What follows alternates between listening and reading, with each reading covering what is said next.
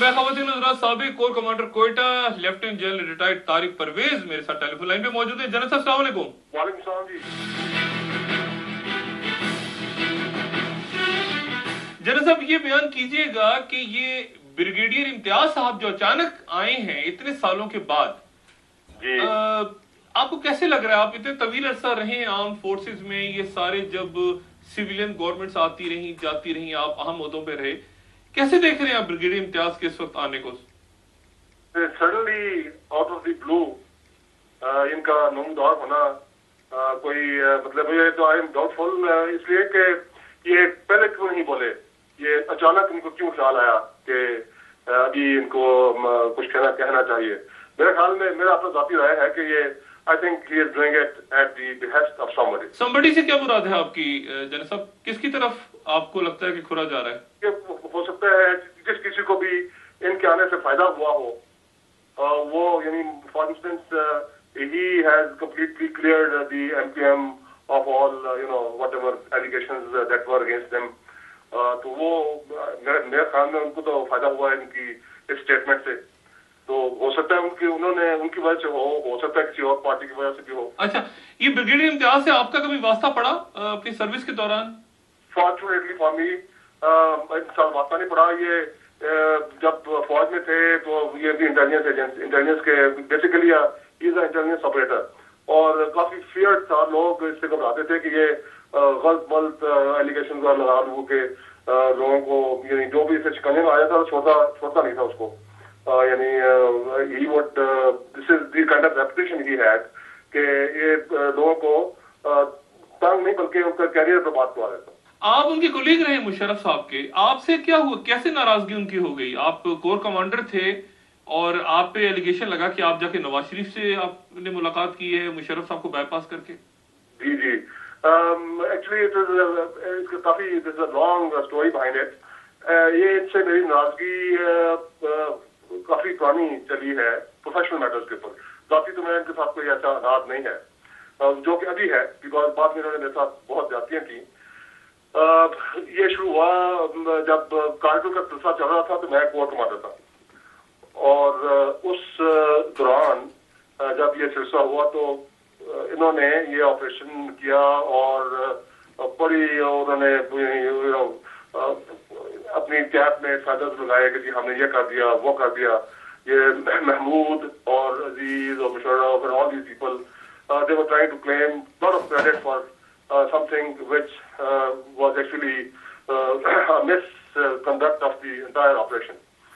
तो वो फिर जब ये किया तो कोर कमांडर कॉन्फ्रेंस होती थी, ये ब्रीफ करते थे, तो मैं इनको हमेशा कहता था ये मुश्किल ऑपरेशन है, ये नहीं होना चाहिए, और इसको प्लान करने से पहले मुझे भी शामिल करना चाहिए था, क्योंकि मेरी माउंटेन्स की नौकरी बहुत ज्यादा है। मैं ये जो लाइन ऑफ कंट्रोल को मैंने 4-5 साल कमांड किया, तो वो इन्होंने क्या सुनी थी मेरी बात। मैं वैसे भी क्वेटा वाली बलूचिस्तान कोर कमांड कर रहा था, तो ये उन्हीं दिनों में फिर इन्होंने जब ये सिलसिला किया तो बड़े ये फूले नहीं समाते थे, आगे बटन खोल के ये महमूद वगैरह ये बात करते थे और मेरी तरफ देखते थे, ऐसे एकदम कहते थे कि ये नहीं हो सकता और ये देखो हमने कर लिया वगैरह वगैरह। तो जब मैंने कहा मुझे बड़ी खुशी है अगर आपने वाकई ये कर लिया है, तो उसमें मुझसे ज्यादा कुछ और कौन हो सकता है, because I am man in uniform and if we are able to beat the Indians this is the best thing that can happen to us. But unfortunately जब as time went by Indians ने prepare करके तो जब वापसी पर counter action किया तो it was found out के जो ये बोलते थे सब झूठ था कि हमने बंकर बना लिए हैं, हमने ये कर लिया है। इन्हें पाकिस्तान के ऑफिसर्स को जवानों को बेगुनाह मरवाया। यानी हम फौज में है ना जी, तो जब हम कोई ऑपरेशन लॉन्च करते हैं तो हम जब प्लान करते हैं तो कम से कम 50% चांस ऑफ सक्सेस हम अपने जवानों को, अपने जूनियर ऑफिसर्स को देते हैं, और बाकी 50% जो होता है वो उनकी हिम्मत और लक और ये तमाम चीजें उसमें हासिल होती। लेकिन इन लोगों ने तो उनको 10% चांस ऑफ सक्सेस भी नहीं दिया। ये जो इन्होंने कहा बंकर बने हुए हैं, वहां पर सांगर नहीं होते जी, सांगर पत्थर कट करके वो बना के खड़े कर दिए, इसमें बैठे, और जो लोग बच के आए ये वो लोग थे जो निकल आए, और जो तो बैठे रहे या साहब आप लोग जो बहुत बाद में मुख्तलिफ ब्यूरोक्रेट्स या रिटायर्ड जर्नल्स जब बात करते हैं तो कहते हैं उस वक्त हमने ये पॉइंट रेस किया था। आप ये बताएं, और आप कहते हैं कि कोर कमांडर, क्या कोर कमांडर कॉन्फ्रेंस में जब आप बात कर रहे होते हैं, इख्तिलाफ कर रहे होते हैं किसी नुक्ते पे, तो आपके मिनट्स वगैरह रिकॉर्ड हो रहे होते हैं, आपका पॉइंट ऑफ व्यू उसका रिकॉर्ड होता है कोई? I have raised this issue in the court commanders conference and I am the only one. नहीं, क्या इसका रिकॉर्ड होता है कि आपने इख्तिलाफ किया फलां वक्त? रिकॉर्ड होता है, ये बकायदा मिनट्स टाइप होते हैं, वो कहाँ लिखते हैं, बाद में ये जाते हैं, जो भी चेयर कर रहा होता है वो देखता है, तो बिजनेस कुछ बातें डिलीट भी कर सकता है, लेकिन ये जो मैं कह रहा हूँ इसको ये इनकार कर ही नहीं सकते।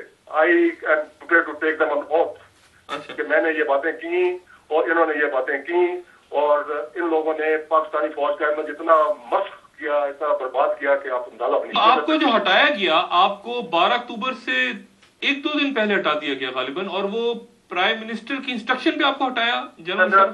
नहीं, मुझे इन्होंने ऑर्डर दिए फॉर इमीडिएट रिटायरमेंट। मैंने मुशर्रफ को बोला कि ये किस तारीख की बात है? 12 अक्टूबर को हुई है, तो उससे कितने दिन पहले? ये पहली 2 या 3 तारीख की बात है। अच्छा। तो मैंने उसको ये बोला कि मैंने इस फौज में बहुत ऑनरेबली और बहुत अरसा नौकरी की है, and after a long gone process I have reached where I have reached, ठीक है। तो इस तरीके से मेरा जाना ये गलत है। आप तो you should give me some time to recollect myself. और एकदम जैसे ऐसे ही होता है, जैसे जी आप ट्रेन में जा रहे हैं, एकदम गाड़ी चलती जा रही है, suddenly there is a crash and हर चीज देखा जाती है। तो that was the kind of mental state I was in. और मैंने इसको आई आस्क्ड फॉर 7-8 डेज, और उन्होंने फिर कहा कि अच्छा ठीक है, आप 12 या 13 तारीख तक you can stay in the army.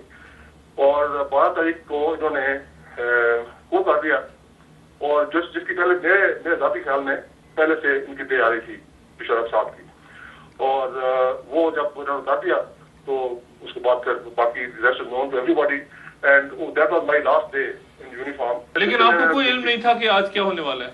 जी, मुझे बिल्कुल इल्म नहीं था, बल्कि इल्म टू द एक्सटेंट इतना था कि कुछ हो रहा है। मैं ऑफिस में गया। कहाँ पे थे आप? कौन से ऑफिस गए आप?